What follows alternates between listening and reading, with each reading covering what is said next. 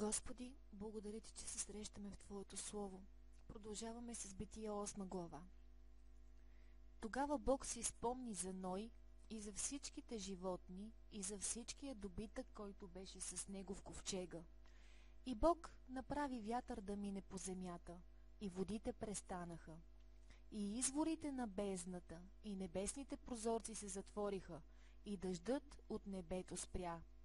Малко по малко водите се оттегляха от земята и след 150 дни водите намаляха. А на 17-тия ден от 7-я месец, този месец съответства на месец Нисан или първият месец от религиозния календар, който евреите използвали след излизането от Египет. Ковчегът заседна върху Араратските планини. И водите намаляваха непрестанно до 10-я месец. И в 10-я месец, месец Тумус, на първия ден от месеца, върховете на планините се показаха. И след 40 дни Ной отвори прозореца на ковчега, който беше направил, и изпрати гарвана, който, като излезе, летеше насам натам, докато водите на земята пресъхнаха. И изпрати от себе си и гълъба, за да види дали са намалели водите по лицето на земята. Но гълъбът се върна при него в ковчега, понеже не намери почивка за краката си, защото водата беше още по лицето на цялата земя. И той простря ръката си и го взе, и го внесе при себе си в ковчега. И като почака още 7 дни, пак изпрати гълъба от ковчега. И надвечер гълъбът се върна при него и ето, имаше в клюна си току-що откъснат маслинен лист. Така Ной позна, че водите се намалели по земята.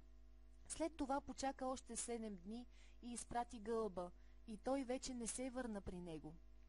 В 601 година от живота на Ной, в първия месец, Тишри, на първия ден от месеца, водата пресъхна на земята. И Ной вдигна покрива на ковчега и погледна, и ето, повърхността на земята беше изсъхнала. А във втория месец, на 27-я ден от месеца, земята изсъхна. Тогава Бог говори на Ной и каза: излез от ковчега ти, жена ти, синовете ти и жените на синовете ти с теб. Изведи ги със себе си всичко живо от всяка плът, която е с теб, птици, добитък и всичките пълзящи животни, които пълзят по земята, за да се размножават изобилно по земята, да се плодят и да се умножават по земята. И Ной излезе, и с него и синовете му, жена му и жените на синовете му. И всичките животни, всичките пълзящи животни, всичките птици, всичко, което се движи по земята според видовете си, излязоха от ковчега. И Ной издигна олтар на Господа и взе от всяко чисто животно и от всяка чиста птица и принесе всеизгаряния на олтара.